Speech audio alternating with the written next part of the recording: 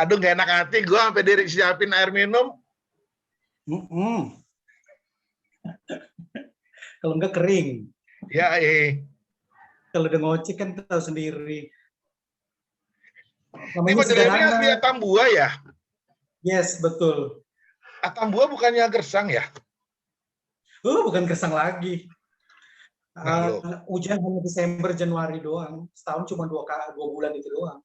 Paling banter sampai Februari. Tapi daerahnya Gersang, orangnya sih nggak Gersang sih kayaknya. Kalau gue kan disiram terus.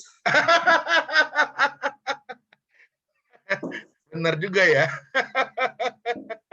Oh, ada piala itu tuh. Panasonic ya, apa sih? Iya, Panasonic. Tahun berapa dari itu? Dari acara TV juga yang lain juga. Tahun berapa itu Panasonic? 2014. 13. 14.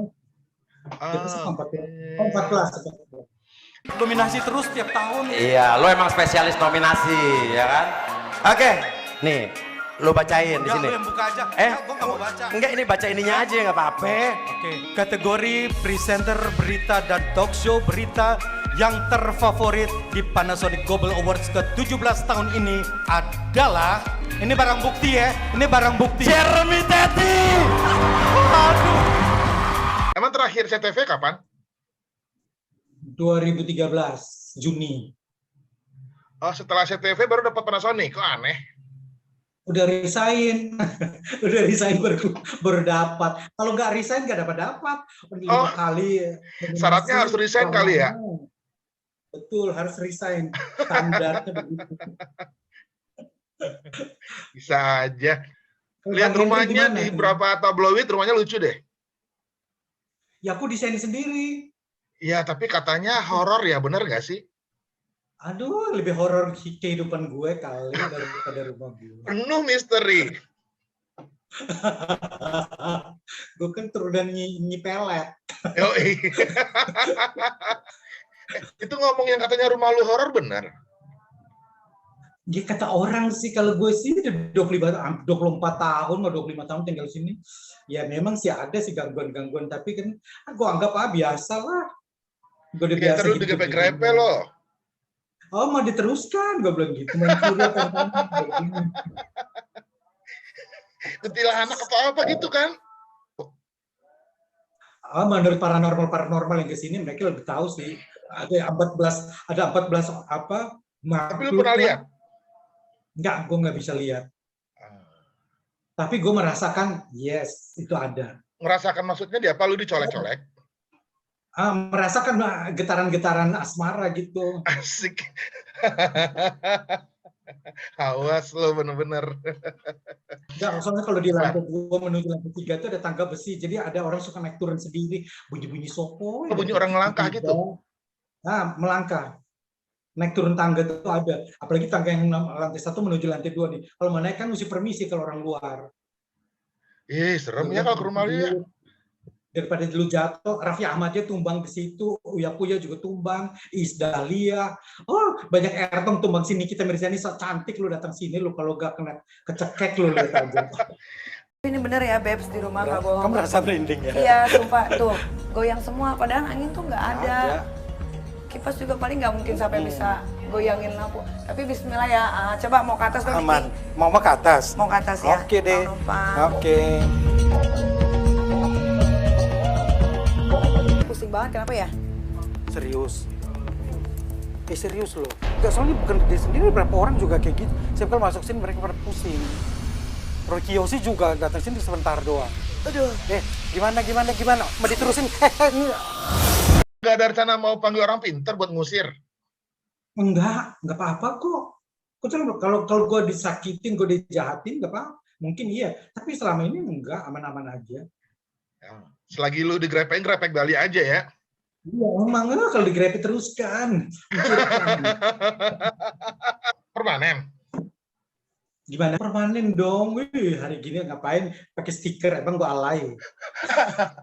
Dan itu setelah keluar CTV dong? Yo, padahal kepinginnya dari zaman bahula, pingin bang. Pernah udah datang studio tato di depan Senayan City ada kan? apa itu di depan mall 1 depan. Udah sampai situ bingung, aku mau ditato. Orang yang mau tato juga bingung lihat muka gue kayaknya panas dingin. Kok lihat gue nggak siap gitu loh. Akhirnya udah deh, nanti next time baru gue kesini lagi deh. Gue udah siapin mental dulu. Gue lihat orang menjerit-jerit kesakitan, anjir.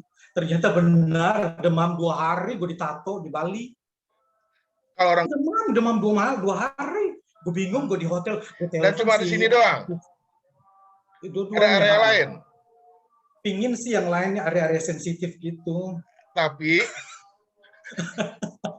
di sini pingin mehong. oh ya, di Bali kali murah katanya. Ya tergantung juga karena gue kenal aja sama pemilik studio tatonya, dia orang Kupang kan.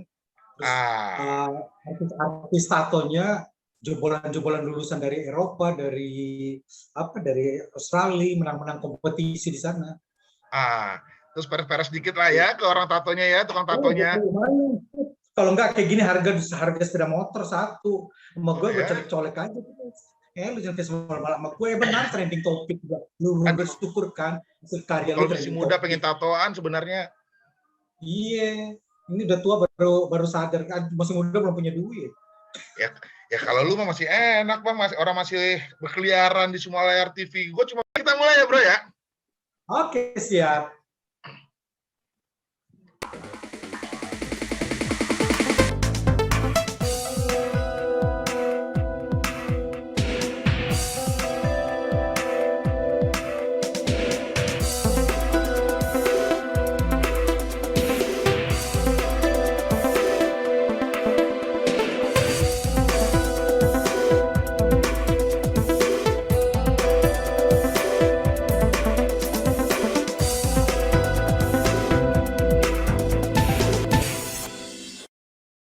Bang Jeremy Teti, apa kabar?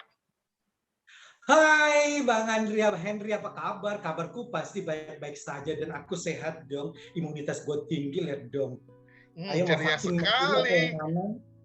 Tinggal pilih mau vaksin mau kiri kanan, mau atas atau bawah, muka apa atau belakang. Siap. Tapi gue belum siap mental untuk divaksin. Lu belum vaksin loh?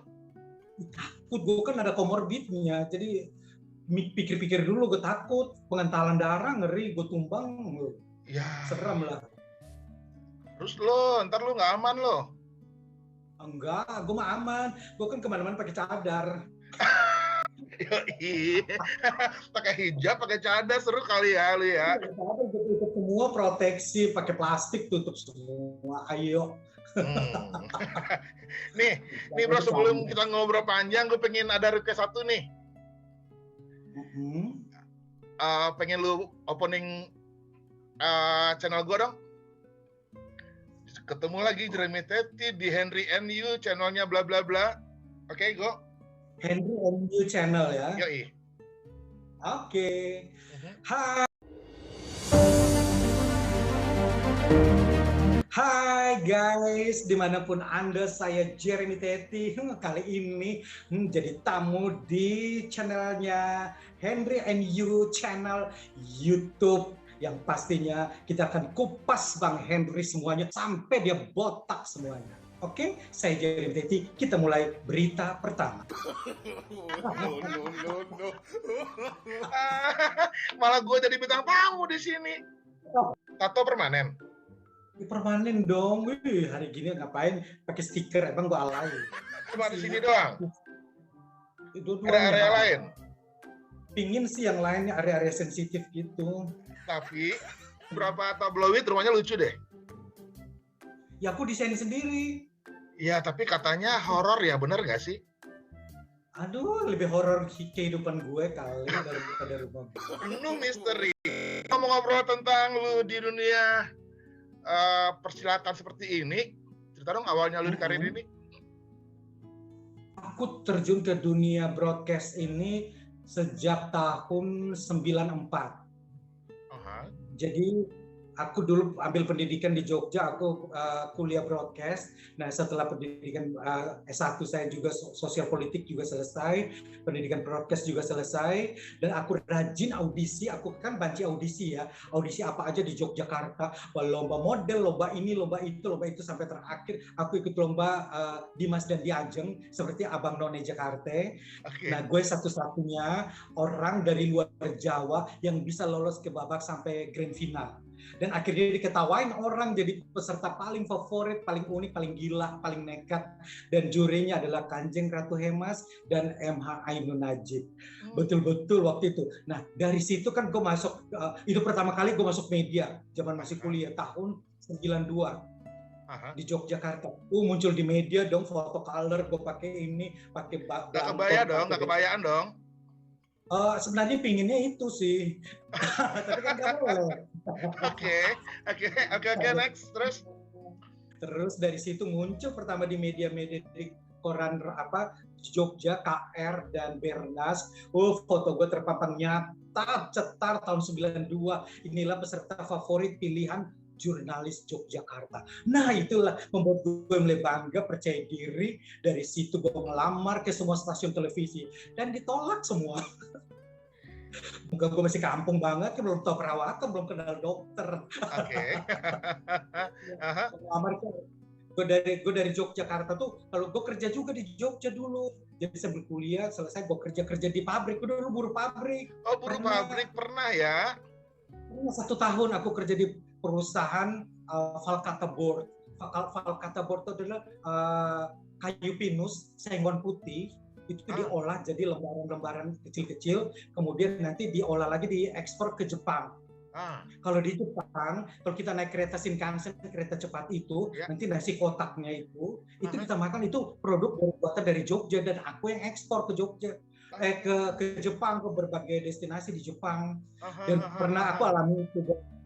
Dan juga kalau sisa-sisa daripada kayu-kayu itu dibuat toys, ekspornya ke Amerika. Nah, aku tuh kuliah sospol, kerjanya apa? Ekspor impor. Nggak nyambung, Jack. Jaka sembung naik ojek gue. Itu Tuhan, gimana gue harus belajar ini? Belajar. Zaman dulu kan komputer kan mesti hitam putih, bisa belajar entry data, and the blind, and the blue. Gue harus dari bank ini ke bank itu, ke kehutanan, ke Sukovindo, kemana-mana ngurus kontainer. Gue juga ngurus kontainer. Jadi laki dong. Laki banget dong itu kerjanya. Banget, gue dulu ngurus itu dari itu Yogyakarta Semarang bolak-balik naik mobil pick up gitu loh. Bawa mobil pick up dulu boro-boro pakai AC. Jangan harap ya. Jadi bolak-balik Yogyakarta, ekspornya kan lewat Semarang, Tanjung Mas Semarang. Nah, itu bolak-balik. Kalau ke Tanjung Mas itu banjir melulu, banjir rob itu kan suka naik di situ. Ada air kadang sepinggang, udah sedada. Aduh, gue ternyata udah terbiasa hidup di banjir. Di situlah. Tapi dengan itu akhirnya gue berani melamar ke sejumlah stasiun televisi. Pertama ngelamarnya adalah di TVRI Stasiun Yogyakarta. Mohon maaf, Anda baru semester 7 ya, belum selesai kuliahnya, belum. Kamu kuliah di Gajah Mada ya? Enggak, di swasta. Oh, mohon maaf, kita cari yang negeri. Ya sudah, yang penting gue udah tes sampai tes kamera. Lumayan udah beberapa tahun gue lewatin. Cuma terakhir katanya belum sarjana aja. Ya udin, gue pindah lagi. Lamar kemana-mana, lamar ke TPI, melamar ke RCTI, ke Indosiar. Gue lamar Indosiar itu yang lucu. Indosiar itu belum berdiri, baru tiang pancang doang di Danau Mogot. Belum ada gedungnya. Gue udah ngelamar. Gedungnya waktu itu di Jayakarta Tower. Di Gajah Mada situ. Datang lah biasa, pas dari sana melamar segala macam. Udah omong gaji segala macam. Tatanya nggak dipanggil-panggil juga. Akhirnya di RCTI juga, iya taruh aja berkasmu di situ. SCTV apalagi di Surabaya, kan gua harus bolak-balik Jogja, Surabaya terus kan. Ya namanya juga kan nggak punya duit, naik bus malam yang ekonomi kan biar adem. Jadi jam malam dari Jogja, gue naik bus menuju ke Surabaya. Sampai Surabaya kan jam 3 subuh, jam 4 subuh. Nah mau kemana jam-jam subuh kayak gitu, masa gue ngelayap? Ya udah gue tidur aja di Terminal Bungurasi Surabaya. Pokoknya Terminal Bungurasi itu, aduh gue ada 5 kali nginap di situ. Tidur di emperan situ. Itu awal-awal karir banget waktu ngelamar di SCTV Surabaya. Wah, betul-betul deh perjuangan dan dimulai dari situ. Jadi mandi tidur di Terminal Bungurasi Surabaya. Dari situ pagi-pagi udah naik cas, udah rapi, baru naik Damri menuju ke terminal Wonokromo. Dari Wonokromo ganti lagi angkot menuju ke Darmo Permai. Darmo Permai udah deket situ, gue turun, gue naik taksi biar menter dikit kan, masuk ke stasiun TV kan, masuk gue pakai angkot, ucuk itu diusir sama orang nanti kan. Naiklah taksi, cari yang dekat-dekat biar agak murah. Begitu. Sampai sana security bilang, mau ngelamar ya? Iya, gue dari Jogja, aku bilang gitu. Oh, taruh aja lamaranmu di pos satpam. Ih, gue sakit hati, Pak, saya itu jauh loh, Pak, saya dari Jogja. Ini baru nyampe tadi, aku bilang gitu langsung. Iya, taruh aja ini berkasmu di itu pos satpam loh. Pak, saya sudah janjian sama orang HRD, padahal gue peres, gue bohongin dia. Saya udah janji, siapa namanya? Aduh, lupa Mas Bambang, apa Mas Joko, gue bilang gitu. Padahal nggak tahu siapa gerangan, gue nekat lo tau gue. Akhirnya, oh ya masuk aja, pokoknya tunggu di lobi, nanti dipanggil orang HRD datang untuk terima berkas dan interview singkat segala macam. Itulah modal nekat gue dulu. Berarti berawal dari SCTV Surabaya? SCTV Surabaya, betul. Terus kenapa bisa masuk ke Jakarta? Lu udah gelap dong? Enggak, dari SCTV Surabaya kan gue sebagai ini bekerja di bagian promotion, jadi bagian promo. Terus kemudian gue juga sebagai presenter continuity. Saksikan sinetron Deru-Debu bersama Dede Yusuf. Nah, bla bla bla, mungkin hilang cuma 30 detik, 1 menit paling lama, tapi setiap hari bisa muncul. Sebentar lagi kita akan ikuti informasi kejadian hari ini lewat Seputar Indonesia. Dan sesudah itu ada cerita mencekam yang sudah Anda tunggu lewat Hidden Room. Selamat mengikuti dan nikmati tayangan kami di Indonesia Masing. 15 kali, 20 kali gitu loh. Dari sign in sampai sign off-nya program SCTV itu. Nah itu sekitar 2 tahun. Dan gue juga urusin wardrobe, ngurusin make up artis. Gue dari zaman dulu kerjanya ngurusin wardrobe aja. Ngurusin make up, kontrak-kontrak dengan salon-salon, dengan tempat-tempat treatment, segala macam. Seperti itu. Ngurus baju, apalagi ada komplain, aduh mampus, gue pasti kena potong gaji deh gue. Pertama masuk ke program news di Jakarta? Itu tahun 96. Nah, tahun 96 SCTV membuka news department. Akhirnya aku berinisiatif mendaftarkan diri. Oh, ini passion gue dari kecil, ingin jadi news presenter dong. Gue langsung daftar duluan. Orang lain masih takut-takut. Aduh, ngapain ke Jakarta? Ribet gini-gini, macet segala macam, biaya hidup tinggi dan segala macam. Kalau gue dari kecil udah cita-citanya ingin kerja di Jakarta. Karena tahun 80 gue pernah ke Jakarta, ikut pramuka Jambore Nasional di Cibubur. Nah itu kan naik PPD itu dari stasiun Gambir menuju ke Cibubur. Dan mata gue ke kiri ke kanan Sudirman Tamrin itu leher gue keluarin dari PPD itu loh. Aduh Tuhan, ini Jakarta begini ya, gedungnya tinggi-tinggi, begini-gini. Aduh Tuhan, ini gedung tinggi banget. Aduh, ini, oh itu Monas ya. Oh ya ampun, wong desa tenan asli gue. Kebayang masuk kota ya. Betul-betul. Kebayang masuk kota. Masuk kota gue tahun 80 itu. SMP kelas 1. Berarti tes interviewnya untuk masuk ke news di Surabaya apa di Jakarta? Oh enggak, gue kan nggak pakai tes lagi karena gue udah karyawan. Gue udah karyawan itu. Gak ada seleksi bla-bla lagi, nggak ada? Enggak, jadi mutasi departemen aja. Dari promotion pindah ke news department. Dan minimal kan berhadapan dengan kamera kan gue udah belajar 2 tahun lebih. Jadi minimal gue udah tahu acting dan segala macam, ekspresi, artikulasi. Dan di dulu semua udah diajarin bos gue. Mbak Gina Supardi yang galaknya, minta ampun gue diomel-omelin. Dasarnya anak omong artikulasi. Orang naik helm nonton film. Gue kan masih timur banget waktu itu. Jadi kan gue ngomong, orang Indonesia Timur tahu sendiri kan omong itu kan naik nonton film pakai helm gitu loh. Gitu kan. Gue diomel-omelin. Ini tampil di TV nasional ini, jadi kedaerahanmu harus dikurangin, harus kalau bisa dihilangkan. Anda harus tampil nasional gitu. Jadi omong yang benar, bahasa Indonesia yang benar, artikulasi yang benar. Nah seperti itu. Waduh, prosesnya betul-betul belajar terus. Selama 2 tahun akhirnya diterima di news. Dan di news jadi reporter apa pertama kali? Kriminal. Tahu sendiri, liput orang perkosaan, orang ditembak, orang pembunuhan lah, kebakaran lah, dari mana-mana, pergi penggerbekan di lokalisasi pelacuran di mana-mana.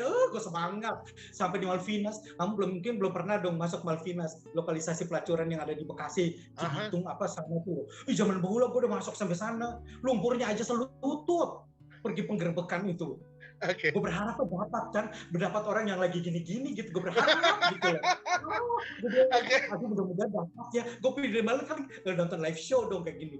Ya ternyata informasi itu bocor. Tapi di situ ada celana aparat 2. Dan dari sabuknya ketahuan, dari warnanya ketahuan, dari kesatuan mana. Orangnya pada hilang. Katanya di belakang lokalisasi itu ada sungai. Kayaknya orang pada nyebur ke sungai katanya. Yo tau gitu gue dapat tuh sih lagi bugil-bugil dong. Cibitung Bekasi ya, bukan? Kayaknya di daerah Cibitung sana tuh, namanya Malvinas. Dulu zaman dulu terkenal. Itu salah satu kerjaan awal gitu. Terus ospek adalah pergi ke kamar mayat RSCM. Bayangkan aja tahun 96 kamar mayat RSCM ke apa. Lu harus bisa itu data-data itu mayat yang berdatang sebenarnya. Itu korban pembunuhan, itu korban tabrakan, itu korban perkosaan yang mati, dan bla bla bla apa lu datain gitu. Harus bisa makan di dalam situ kamar mayat. Ospeknya begitu zaman dulu mau jadi reporter hukum kriminal, lu harus bisa makan dan minum di dalam kamar mayat RSCM. Dan gue melalui tahapan itu, makan siomay, lu tau gak? Gue ambil remason, ambil minyak PPO, gue sumpelin hidung gue sampai perih banget, biar makin rasa. Yang penting gue bisa makan, udah jam 3 belum makan. Akhirnya di situ harus kenal dengan dokter-dokter otopsi yang melakukan otopsi di situ. Pernah satu kali gue kan pingin tahu gimana orang otopsi mayat kan. Mayatnya terlentang bugil gitu di atas meja terlentang, terus kayaknya tidurnya ngangkang gitu loh. Terus gue ngintip dari luar, gue ngintip dari pintunya itu bisa kebuka sendiri. Kameramen gue setan betul loh tuh, aduh almarhum Mas Dwi Guntoro itu gue ngintip dikit dia dorong gue dari belakang. Sebenarnya itu kan mahasiswa baru semua kan, anak-anak dokter UI sama dokter almarhum Muni Idris yang sangat terkenal itu yang sudah almarhum, dokter otopsi forensik di situ. Gue lagi nonton ngintip itu mayatnya ternyata bugil ya kalau sementara di otopsi. Gue didorong dari belakang dan gue jatuh di dalam, dan itu orang semua mahasiswanya pada kabur semua. Mayatnya hidup. Bukan, gue reporter, gue bilang gitu. Itu memalukan banget dan gue takut. Dokternya ketawa aja, Pak Dokter Muni Idris ketawa lihat gue. Lu gila ya, kenapa kameramen gue bilang ini jahil, gue bilang gitu. Tes mental gue kata biar gue berani gitu lihat orang otopsi mayat. Itu pengalaman tak terlupakan pertama kali jadi reporter hukum kriminal. Tapi reporter di kriminal dan lain-lain tadi nggak live dong? Situ kemudian masuk bulan Mei, Juni, Juli, Agustus, tanggal 26 Agustus pas ulang tahun SCTV, aku on air perdana, siaran langsung pasangannya dengan Ira Kusno. Jadi episode perdana, liputan 6 pagi, SCTV itu yang presenternya sama Ira Kusno, berpasangan dengan Ira Kusno. Wow, itu betul jantung, kan gue belum pernah live siaran langsung kan. Kalau siaran langsung kan, slip of tongue, kesalahan, bangun jam 3 subuh, jam 2 subuh gue udah dijemput sama sopir kantor, datang, lu harus siap lo. Jam 3 udah make up, jam 4 udah prepare naskah segala macam. Pertama kali itu sport jantung, salam lulu, baca salam lulu. Ya Allah, gue sama Ira Kusno hitungan kesalahan. Caranya adalah setiap segmen hitung kamu berapa kali slip of tongue, berapa kali keserimpet gitu loh, berapa kali melakukan sholat. Itu bikin ini kayak orang bikin skor lagi main biliar gitu, kasih skor gitu. Wah, lu gue paling banyak nih. Kalau paling banyak siap diomelin sama Ira Kusno waktu itu. Selama lu di liputan 6 ada report dari luar negeri juga nggak? Event-event besar di luar? Kalau event besar aku pernah ke mana ya? Kalau yang paling dekat tuh yang ke Singapura, itu kerjasama Garuda dengan salah satu perusahaan penerbangan di luar, terus ke Vietnam. Saat itu masih Perdana Menterinya Thaksin Shinawatra, dan itu ada kejadian lucu waktu liput di Vietnam. Suami dari seorang menteri, waktu itu kan ada toast wine, kan biasa lah standar internasional, ada toast wine. Biasa tidak tahu cara memegang gelas wine. Nah, ini gelas wine itu kan pegangnya begini, dia pegangnya gini kayak orang pegang piala gini. Begini. Wine-nya tumpah, kan gelasnya agak ceper dikit itu yang mangap lebar itu. Dia begini, yang gitu atasnya. Dan untung saat itu kan nggak ada terus dengan Perdana Menteri loh saat itu. Aduh, Thaksin Shinawatra lagi. Gue ketawa sampai ngakak, kita keluar semua, malu wartawan-wartawan yang ikut. Terus, dia belum tahu ternyata, padahal pengusaha kaya raya loh. Punya perusahaan otomotif besar. Udah bisa disebutin namanya daripada gue dipanggil nanti. istri menteri waktu itu. Pergi Mhm. kerjasama Indonesia dengan Thailand. Terus pergi ngeliput ke mana? Hanoi, Vietnam. Liputan SEA Games itu multi event besar itu. Cuma datang satu doang, gue sama kameramen. Sementara venue-nya jaraknya jauh-jauh. Ada yang 60 km, ada yang 50, ada yang 100 km. Gimana bisa cover semuanya? Tuh penuh perjuangan. Terus liputan kemana lagi? Tapi gue pernah dengar juga lu yang katanya SEA Games tadi, akhirnya lu ambil news dari reporter yang lain, negara lain ya? Bukan begini ceritanya. Nah, gimana? Gue harus mengalahkan Antv. Antv saat itu kan lensa olahraga tuh sangat terkenal banget kan programnya. Ada Monica Desi dulu itu kan, Sima itu kan cetar membahana, semua orang pasti kenal dia. Gimana caranya? Gue cuma satu tim, tapi kita punya peralatan lengkap dengan editing portable, kita bawa semua, bawanya untuk lighting dan segala macam udah standar lah pokoknya. Sementara LaTV terus RCTI cuma datang satu tim doang. Gimana caranya? Gimana kalau kita bertiga, kita kerjasama aja yuk. Gimana? Lu liput 2, gue liput 2 ayat, 2 berita, lu 2 berita, nanti kita tukar jadi dapat 6 berita setelah satu orang. Itu triknya. Bagaimana kita mengalahkan Antv? Antv kan satu datang tuh 10 orang, bayangin aja kita kalah deh. Cover semuanya, satu via Hanoi segitu luasnya. Akhirnya caranya begitu. Akhirnya mereka mau, gue jadi koordinator liputan dadakan. Oke, yang RCTI liput ke ini ya, ambil sepak bola, ambil bulu tangkis sama voli. Gue bagian voli pantai, gue nggak mau lewat. Gue bagian voli pantai ya, bagian senam.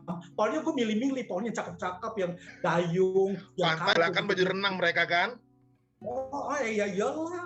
Oke. Terus udah kebayang gue bulusnya lu lah. Oke, terus terus LaTV ada teman dari LaTV, lu liput aja gitu ya, lomba lari kayak gitu-gituan yang jaraknya jauh-jauh, yang 45 km maraton, lu tunggu sampai mampus kagak finish. Nah kayak gitu. Pulang kita di satu hotel yang sama. Nah mereka semua kan nggak punya mesin editing portable, kita punya. Gimana caranya? Oke, gimana lu dapat apa? Sini beritanya gue bikin. Gini segala macam, lumayan dapat 6 berita kan. Tapi ada berita yang gue umpetin juga ya, rahasia punya gue kan, gue selalu on screen setiap berita. Saat ini saya ada di stadion Miding di Hanoi, Vietnam, bla bla bla. Gue nggak mau bagi yang itu dong. Gue bagi itu kan ketahuan gue nantinya. Udah, itu lumayan. Gue satu hari bisa dapat 6 sampai 7 berita. Bayangkan aja dengan coverage luas begitu, satu Hanoi, Vietnam, 50 kilo, 60 kilo. Dari situlah pulang gue dikasih selamat lah sama pemimpin redaksi. Kamu hebat ya, satu orang bisa dapat berita segitu banyaknya, jarak jauh. Lo kata trik gue di lapangan kali. Begitu caranya. Event paling besar apa selain SEA Games tadi? Selain SEA Games terus apa lagi? Saya juga pernah liput ke Palestina, ke Israel. Jangan sedih. Gue udah sampai sana bagaimana. Lagi perang kan, negara perang kan itu? Waktu itu belum perang batin doang saat itu. Oke. Dari Iran, terus lanjut ke Jordan. Kan Indonesia dengan Israel kan tidak ada kerjasama diplomatik kan, tidak ada hubungan diplomatik. Jadi kan paspor kita segala macam, visa kita kan diurusnya di Jordan. Di Iran, dari Iran baru kita masuk ke Jordan. Dari Jordan jalan darat itu sampai kemana-mana, sampai menuju ke Israel segala macam, keliling semua Israel tuh, dari tempat-tempat suci dimanapun juga. Jadi Jordan juga tempat objek wisata, ke Petra tempat pembuatan film Indiana Jones, terus kemana beberapa tempat. Onta dan segala macam, rasakan baunya onta kayak apa gitu loh. Terus keliling-keliling semua sampai ke kehidupan malamnya Israel. Gue turun, gue nggak merugi, gue jalan. Gue kalau pergi sebuah negara, kehidupan malamnya gue harus tahu. Improvisasi aja sendiri. Baca kameramen gue, lu mau nggak kita liputan kehidupan malam di Israel? Mau bang, ayo bang. Terus tapi taksinya mahal banget, gue bilang. Taksinya kan Mercy, gue bilang gitu. Nah itu terus bayarnya gimana? Katanya $125. Anjir, mahal banget. Udah, ternyata kita cari-cari, belum ada belum ada Googlean segala macam. 2010 kali 2008 atau 2009 gitu. Dia udah nekat aja bilang sama sopirnya, tolong antar kita ke pusat keramaian malam hari di Israel. di Yerusalemnya. Pergilah di salah satu namanya jalannya Ben Yehuda. Ben Yehuda itu ke Malioboro, Indonesia. Jadi itu kiri kanan tuh orang jualan souvenir, ada orang ngamen-ngamen, terus ada kafe-kafe dan segala macam. Oh ternyata di sana juga kafe Cong loh ternyata. Gue di sweet. Kameramen gue yang disenangin sama orang-orang di kafe-kafe itu. Ternyata kameramen gue nilai jualnya lebih tinggi. Di sana ada kafe-kafe khusus. Jadi ada kayak gini, yang untuk golden memories yang tua-tua juga ada gitu. Pokoknya Israel. Terus liputan kemana lagi tuh? Pokoknya keliling lah ke Sungai Jordan, ke Bethlehem, kena copet di Bethlehem gue. Udah tahu muka gue kayak gini. Pakai tas pinggang. Kan zaman dulu masih kamera mini DV, jadi ada kaset, ada kulit kasetnya itu. Gue masukin di sini, jadi dompet gue udah tahu di sini banyak copet. Dompet gue masukin dalam celana bagian kenti, dari sini gue cipin, ada sabuk, tutupin. Jadi dompet gue bawa kenti gimana gitu loh. Terus Waduh, ditawarin poster-poster itu, biasa poster-poster religi dan segala. Indonesia, poster. Terus dia buat gini, tangannya buka, resleting gue berasa, Raja Copet Blok M lu lawan. Dia ketawa, ternyata dia bisa bahasa Indonesia. Ya Allah Tuhan, ternyata copet di sana, di daerah Palestina tuh, nggak ada yang ngerti bahasa Indonesia. Betul-betul itu pengalaman. Banyak Indonesia juga di sana ya? Banyak. Sopir-sopirnya aja bisa. Di sini tidak ada ojek, becek, jalannya macet. Sopirnya loh, orang bangsa Arya. Pada pintar bahasa Indonesia gitu loh. Ternyata kan 1 tahun di zaman itu tahun 2009 atau 10 itu 1 tahun itu sekitar 35.000 sampai 40.000 orang Indonesia ke Israel, ke Yerusalem dan sekitarnya. Nah dari situ sudah keliling lah ke Laut Mati, ke Laut Merah, ke tempatnya itu tempat-tempat apa sih namanya Sodom dan Gomora itu, dan di bukit-bukitnya semua. Gue lewatin semua deh. Dan gue tiap kali masuk Israel kalau melewati border menuju ke Palestina kan ada penjagaan super ketat gitu kan, semua senjata AK yang besar-besar, terus dari sana sniper di mana-mana, di atas pagar-pagar kawat itu ada snipernya semua. Aduh, gue acting kan jangan sampai ketahuan gue jurnalis kan, gue acting kayak orang-orang desa gitu. Aduh mati gue, ntar gue digeledah. Sementara kan lu tau polisi Israel kan cakep-cakep, gue udah bingung ini antara ditangkap nggak ya, gue berharap ditangkap, gue digeledah minimal kan jadi berita internasional. Ditangkap di Israel kan jadi berita kan. Nah itu nyobain juga gitu ya, gue suruh buka baju kayak buka celana atau apa kayak gitu kan, minimal kan gue pernah diinterogasi sama polisi Israel gitu loh. Main di geledah mak-mak semua yang dicari. Ternyata dia ngincernya mak-mak bukan gue gitu loh. Gue sama kameramen gue, lu diam aja bang, lu jangan banyak bacot, daripada ditangkap ini di luar negeri, nggak ada urusan diplomatik lagi, daripada kita nanti dibuang ke Laut Mati nanti. Itu berharap loh.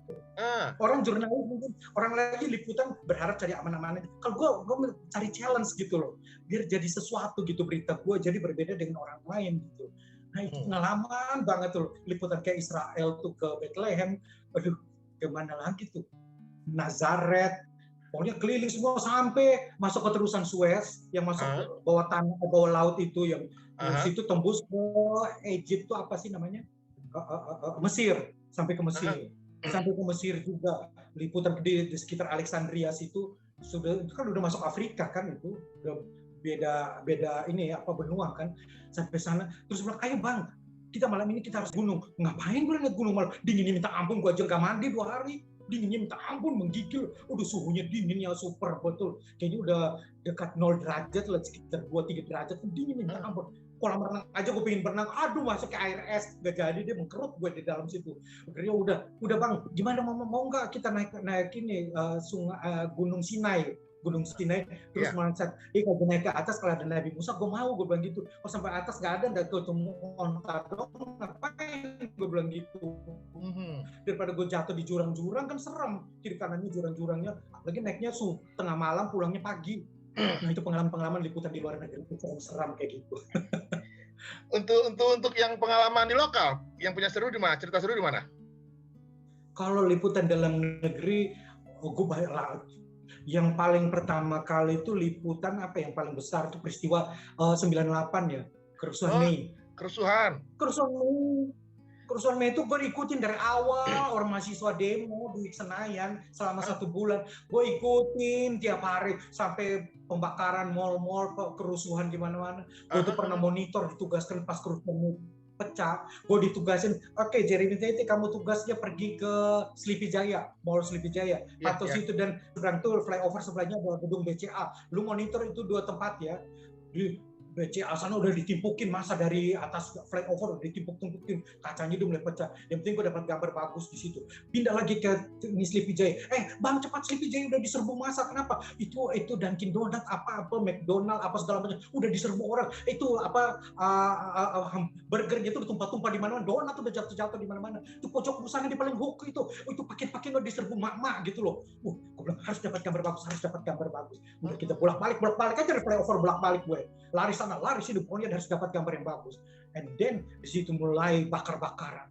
Gue lagi di BCA, balik lagi ternyata mallnya udah mulai dibakar.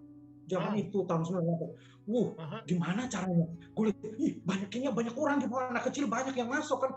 Orang tuanya masuk, anak-anaknya ikut masuk juga nyerbu. Cari di bawah kan ada supermarket besar Hero kalau nggak salah, di bawah orang pada serbu sembako segala macam, pakaian di pojok busana di hooknya itu dipecahin kacanya, dia ambil pakaian itu bola lari aja, orang TV aja dipikul bola lari, kulkas aja bisa digendong, gue lihat. Iya benar.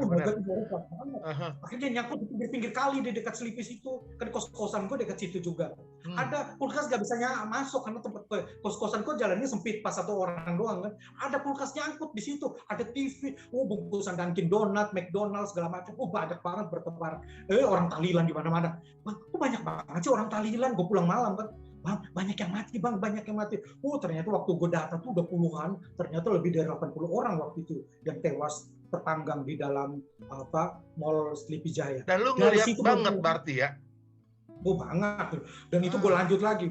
Besoknya lagi tugas lagi. Lu tugas lu monitor Citra Land dan Trisakti dan sekitarnya. Trisakti ya. Mulai bakar-bakar waktu itu. Mulai pom bensin dibakar yang di bawah flyover yang sebelah sana, di kiri kanan, terus parkiran mobil yang di luarnya Citra Land itu ada ratusan mobil, 100 lebih gue data itu dibakar massa. Terus lagi truk-truk dari arah utara itu dari apa tuh? Latu Menten ya, Latu Menten itu datang. Ada truk, gue pernah dia mau langsung, dari situ tuh truknya tuh jalan sendiri tanpa sopir.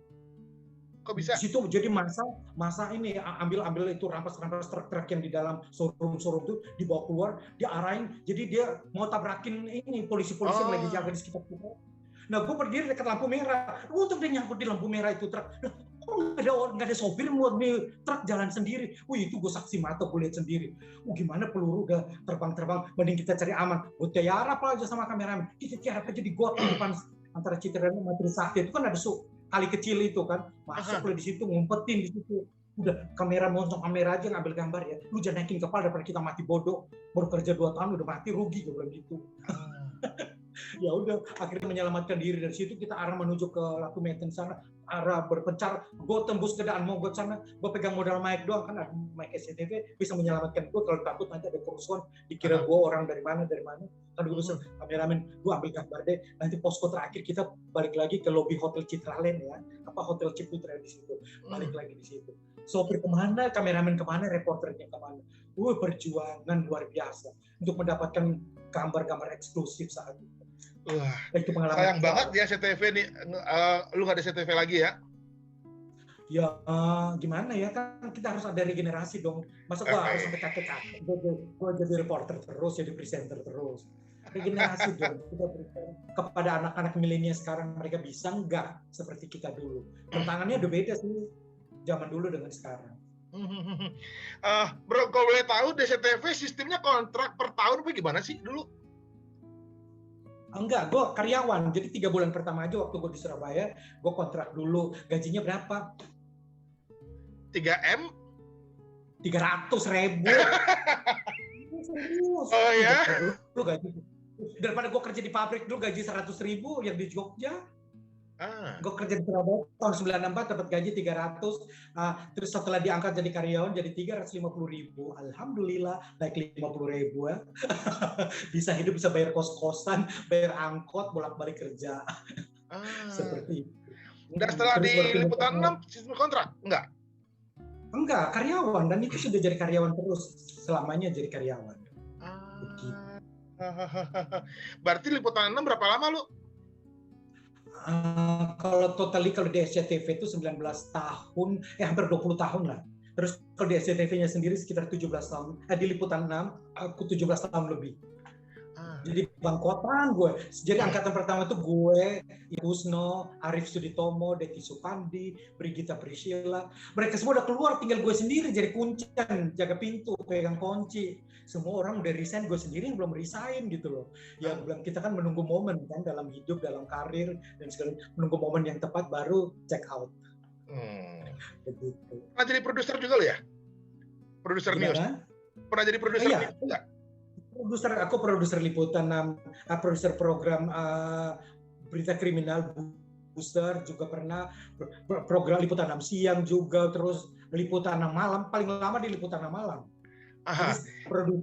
Produsernya juga, presenternya juga, terus koordinator presenter juga, terus koordinator wardrobe, koordinator makeup artist, terus bagian rekrutmen juga, audisi mahasiswa, calon-calon reporter dari Sabang sampai Merauke, dari Aceh, dari Medan sampai di Bali, sampai di mana-mana. 1 tahun tuh gua audisi orang 1.000 orang lebih. Karena satu kota rata-rata tuh 200 orang, ada yang 250, apalagi Surabaya, Bandung, Medan, Semarang itu pesertanya tuh kan ratusan gitu, sampai berbusa deh. Nah itu bagian dari kerjaan gue. Jadi gue bukan kerja itu tidak hanya sebagai news center aja, sebagai news anchor aja, gue juga merangkap. Jadi satu untuk semua, lu harus bisa semuanya. Termasuk make up? Pinjam baju. Gimana?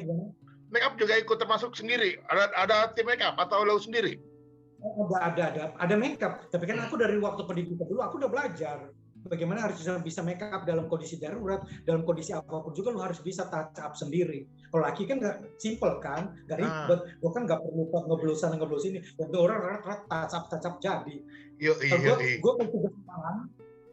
Kalau gue tugas malam kan biasa siaran kan sampai jam 12 malam gitu. Kasihan kan makeup artisnya kan perempuan. Kasihan kalau kerja sampai malam. Kasihan, gue bilang nanti pulang malam nanti berisiko. Kan pernah ada salah satu makeup artis dari TV sebelah pulang kan dikira hostess pulang malam, di maki-maki dan segala macam. Pernah dikira apa gitu, perempuan malam gitu segala macam. Jadi gue bilang, ingat jam 9 kamu pulang ya. Udah gak apa-apa, gue makeup sendiri. Jadi selama gue siaran malam tuh gue makeup sendiri. Jadi perias makeup artisnya, oh kalau Bang Jeremy siaran kita aman, kita pulang duluan. Ya gue kan kasihan, gue kan punya saudara perempuan, kalau bekerja malam pulang pagi, kayak orang kerja di nightclub gitu ya. Nah ngomong-ngomong liputan 6 malam, lu kan pernah bikin sensasi tuh. Apaan tuh? Ngomong-ngomong liputan 6 malam, bikin sensasi dengan opening ala Jeremy Teti dan akhirnya fenomenal lah ya. Oh, Anda sudah tidur belum? Belum kan? Pasti nungguin saya ya. Anda punya masalah nggak hari ini? Kalau punya masalah sama, saya juga punya masalah. Jadi Anda tidak sendiri, ada saya Jeremy Teti yang selalu setia menemani tidur malam Anda. Kita mulai berita pertama di Liputan Malam. Begitu. Jadi gue ajak penonton merasa dia. Lu tadi tengah malam, besok ditegur nggak sama bos? Itulah.